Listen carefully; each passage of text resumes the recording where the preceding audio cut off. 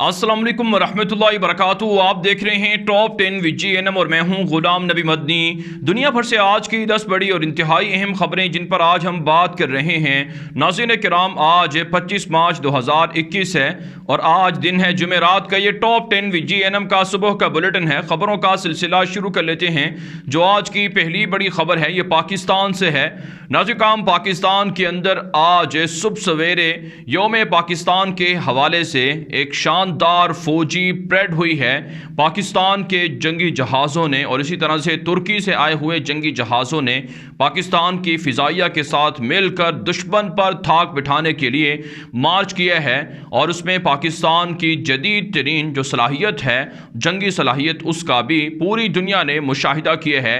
ये तकरीब हर साल 23 मार्च को हुआ करती है, लेकिन रवां साल 25 मार्च को हुई है। मौसम की ख़राबी की वजह से 2 दिन ये तकरीब मौखर की गई थी। नाज़रीन, इस तकरीब से हर साल पाकिस्तान अपने दुश्मनों पर धाक बिठाता है, दुनिया को बताता है कि हमारे पास कौन कौन सी सलाहियतें हैं।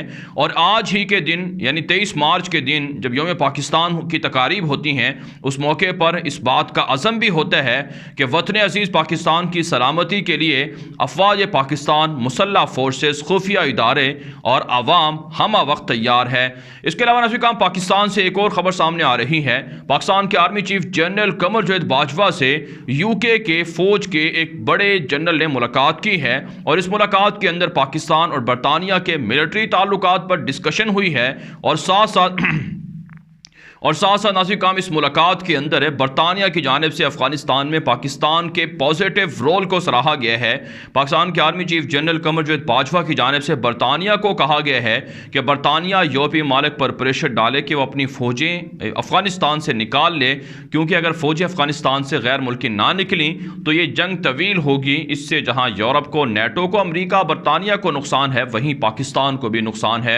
इसके अलावा नाज़रीन, एक और ख़बर सामने आ रही है। पाकिस्तान की जानिब से अफगानिस्तान के अंदर जो साजिशी अनासर हैं उनके खिलाफ एक क्रैकडाउन करने की अपील की गई है। इसके अलावा नाज़रीन, एक और खबर पाकिस्तान से सामने आ रही है कि सियासी मंजरनामा और ज़्यादा कशीदा हो चुका है।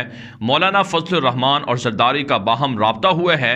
PDM की बहाली के हवाले से कोशिशें करने पर इत्तिफाक तो हुआ है, लेकिन अमलन PDM टूट फूट का शिकार हो चुकी है और इसका अंदाज़ा इस बात से लगाया जा सकता है कि तमाम जो अपोजिशन की जमातें हैं वो एक दूसरे के खिलाफ बयान दे रही हैं। आगे बढ़े तो जो आज की दूसरी बड़ी खबर है ये अफगानिस्तान के मामलात के हवाले से है। नाज़रीन, अशरफ गनी की जानिब से कहा गया है कि अफगानिस्तान के अंदर तालिबान की इस्लामी हुकूमत किसी भी सूरत कबूल नहीं है।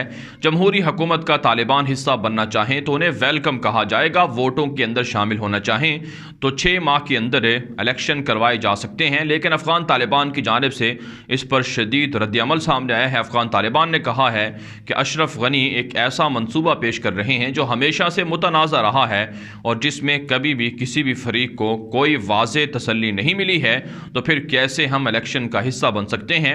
अफगान तालिबान ने कहा है कि हमारी इस्लामी हुकूमत की बहाली का मुतालबा है, इस पर कोई समझौता या कंप्रोमाइज़ नहीं होगा।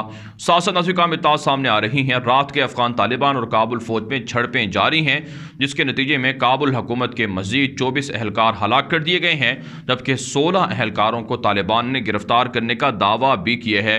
जबकि नाज़रीन, अफगान तालिबान के खिलाफ काबुल हुकूमत का दावा है कि सुबह बल्ख के अंदर, फारियाब के अंदर अफगान तालिबान को बड़े खसारे का सामना है और काफ़ी जो उनके मुजाहिदीन हैं उनके शहीद करने का भी दावा किया जा रहा है। लेकिन तालिबान ने इस खबर को रद्द किया है और कहा है कि झूठी खबरें हैं, लड़ाइयाँ ज़रूर हो रही हैं लेकिन इतना नुकसान नहीं जितना कि काबुल हुकूमत का हो रहा है।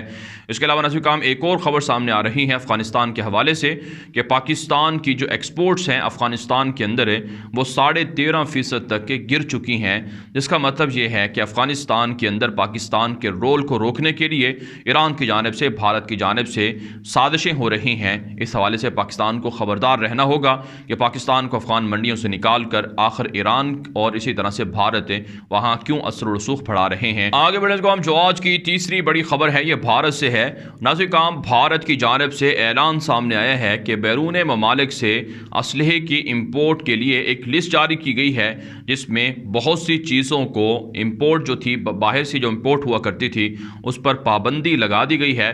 تقریباً 106 اشیاء کی لسٹ جاری کی گئی ہے جن کو بیرون ممالک سے خریدنے پر یا انہیں امپورٹ کرنے پر پابندی ہوگی۔ اس حوالے سے ناظرین کرام بھارت کے جو CDS جو عہدیدار ہیں، جو سابق بھارت کے آرمی چیف بھی ہیں، جنرل بپن راوت، انہوں نے کہا ہے کہ ہم دراصل اس لیے امپورٹس پر پابندی لگا رہے ہیں تاکہ ہمارا فوجی بجٹ باہر نہ منتقل ہو اور ملکی ساختہ ہتھیاروں کی یا ملکی ساختہ جو کمپنیاں ہیں ان کو پروموٹ کیا جائے۔ ساتھ ساتھ ناظرین کرام جو بھارت کے چیف آف ڈیفنس سٹاف ہیں جنرل بپن راوت، انہوں نے کہا ہے کہ ہماری فوجیں پاکستان اور چائنا کے مقابلے میں ہمہ وقت تیار ہیں اور ہر طرح کی صلاحیتوں سے لیس ہیں، لیکن حقیقت یہ ہے کہ بھارت دعوے تو کر رہا ہے کہ یہ چیزیں ہم بیرون ممالک سے نہیں منگوائیں گے، لیکن اس کے باوجود بھارت دنیا بھر سے اسلحہ خرید رہا ہے۔ سب سے زیادہ اسلحہ سعودی عرب کے بعد جو دنیا سے خریدا جاتا ہے وہ بھارت ہی خریدتا ہے، لیکن جھوٹے دعووں کے ذریعے سے عوام کو بے وقوف بنایا جا رہا ہے۔ آگے بڑھنے کو ہم جو آج کی چوتھی بڑی خبر ہے یہ مقبوضہ کشمیر کے معاملات کے حوالے سے ہے۔ ناظرین کرام بھارت کی جانب سے الزامات لگائے جا رہے ہیں کہ محبوبہ مفتی کا تعلق حزب المجاہدین کے کمانڈروں کے ساتھ رہا ہے، حزب المجاہدین کے جنگجوؤں کے ساتھ رہا ہے، مجاہدین کے ساتھ رہا ہے، لہٰذا محبوبہ مفتی جو مجاہدین ہیں ان کو فنڈنگ میں ملوث ہیں، ان کے خلاف سزائیں ہونی چاہیے، ان کے خلاف باقاعدہ عدالت کے اندر مقدمات قائم کرنے کی دھمکیاں دی جا رہی ہیں۔ اس سے ناظرین کرام محبوبہ مفتی جیسے سیاستدانوں کو سمجھ لینا چاہیے کہ کشمیر کے اندر جتنا انہوں نے بھارت کی طرفداری کی ہے اتنا ہی انہیں نقصان ہوا ہے اور اب ان کے خلاف کریک ڈاؤن ہو رہا ہے۔ ساتھ ساتھ ناظرین کرام ایک اور خبر سامنے آ رہی ہے کہ آل حریت پارٹیز کانفرنس کی جانب سے مقبوضہ کشمیر کے اندر غیر قانونی پابندیاں اور اسی طرح سے نوجوانوں کی گرفتاریاں اور فیک انکاؤنٹر کی شدید مذمت کی گئی ہے، اور کشمیر بھر کے اندر نوجوانوں نے مظاہرہ بھی کیے ہیں جن کو جیلوں کے اندر تشدد کا نشانہ بنایا جاتا ہے، ان کی رہائی کا مطالبہ بھی کیا جا رہا ہے۔ اور آج ایک اور بھارتی فوجی نے مقبوضہ کشمیر کے اندر خودکشی بھی کر لی ہے۔ رواں سال اب تک 26 سے زائد فوجی اہلکار بھارت کی خودکشیاں کر کے ہلاک ہو چکے ہیں۔ آگے بڑھنے کو ہم جو آج کی پانچویں بڑی خبر ہے یہ ناظرین کرام اردن، اسرائیل اور فلسطین سے ہے۔ تازہ رپورٹ سامنے آ رہی ہیں۔ اردن کی جانب سے امریکہ کے ساتھ ڈیفنس ایگریمنٹ کا اعلان کر دیا گیا ہے۔ اردن کی جانب سے کہا گیا ہے کہ امریکہ اور اردن کی حکومت کے درمیان مذاکرات ہوئے ہیں جس میں امریکہ نے کہا ہے کہ اردن کے ساتھ ڈیفنس ریلیشن کو پروموٹ کیا جائے گا اور اردن پر کسی بھی طرح کے حملوں کے حوالے سے اگر کوئی حملہ ہوا جس میں سب سے زیادہ حملے کا خطرہ اسرائیل سے ہے تو اردن کی مدد کی جائے گی۔ لیکن آپ جانتے ہیں امریکہ اور اسرائیل یہ بدمعاش ملک ہیں، یہ کسی بھی صورت دھوکہ دے سکتے ہیں، لہٰذا ان پر انحصار نہیں کرنا چاہیے۔ ساتھ ساتھ ناظرین کرام امریکہ کے اخبارات کے اندر فلسطینیوں کی شہادتوں پر مذاق اڑایا جا رہا ہے۔ امریکہ کے مختلف اخبارات کے اندر یہ لکھا گیا تھا کہ اگر اسرائیلی فوجی 1 لاکھ فلسطینیوں کو گولیاں مار کر قتل کرتے ہیں تو یہ ان کے لیے بہتر ہے کیونکہ یہ ان کے لیے کووڈ-19 سے بچنے کی ایک ویکسین ہے۔ اس طرح سے مذاق اڑایا گیا تھا اور ہدف اور مقصد یہ تھا کہ عالمی عدالت انصاف کے اندر جو مقدمات چل رہے ہیں اسرائیل کے خلاف ان مقدمات کے اندر اسرائیل کو سپورٹ کیا جائے، جس سے اندازہ لگا سکتا ہے کہ یہودی فلسطینیوں کے حق میں، مسلمانوں کے حق میں کتنی نیگیٹو یا آپ کہہ سکتے ہیں کتنا تعصب رکھتے ہیں۔ ساتھ ساتھ ناظرین کرام نیدرلینڈ کی جانب سے اسرائیل سے مطالبہ کیا گیا ہے کہ فلسطینی اتھارٹی کو جو VIP پروٹوکول ہے وہ کیوں نہیں دیا جا رہا ہے اور فلسطینی اتھارٹی کے خلاف پابندیاں کیوں لگائی جا رہی ہیں کہ وہ مغربی علاقوں میں ویسٹ بینک کے اندر دورہ نہ کریں، وزٹ نہ کریں۔ اس کے علاوہ ناظرین کرام ایک اور خبر سامنے آ رہی ہے کہ اسرائیل کے اندر جو چوتھی بار 2 سال میں الیکشن ہوئے ہے اس سے اسرائیل کو $1.5 ارب سے زائد کا نقصان ہوا ہے۔ آپ جانتے ہیں جو چوتھی مرتبہ الیکشن ہوا ہے اس میں بھی نہ نیتن یاہو کو اکثریت ملی ہے، نہ ان کے مقابلے کی جو جماعتیں ہیں وہ اکثریت حاصل کرنے میں کامیاب ہوئی ہیں، جس کی وجہ سے 5ویں مرتبہ الیکشن کی خبریں گردش کر رہی ہیں۔ اس سے آپ اندازہ لگا سکتے ہیں کہ سیاسی طور پر اسرائیل بحرانوں کا شکار ہے اور تباہی کی طرف بڑھتا جا رہا ہے۔ بہرحال ناظرین کرام آگے بڑھ لیتے ہیں جو آج کی چھٹی بڑی خبر ہے یہ ترکی سے ہے۔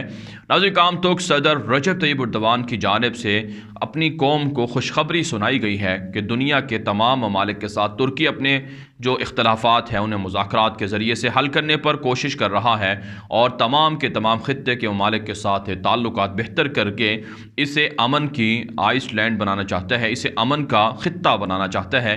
طیب اردگان نے اپنی پارٹی کی جو سیلیبریشن تھی اس موقع پر خطاب کرتے ہوئے کہا ہے کہ ملک کے اندر جو نیا قانون لایا جا رہا ہے اس سے ترکی ترقی کرے گا اور آنے والے مزید جو ترکی کے سال ہوں گے وہ ترک قوم کی دنیا کے اندر بالادستی کے سال ہوں گے۔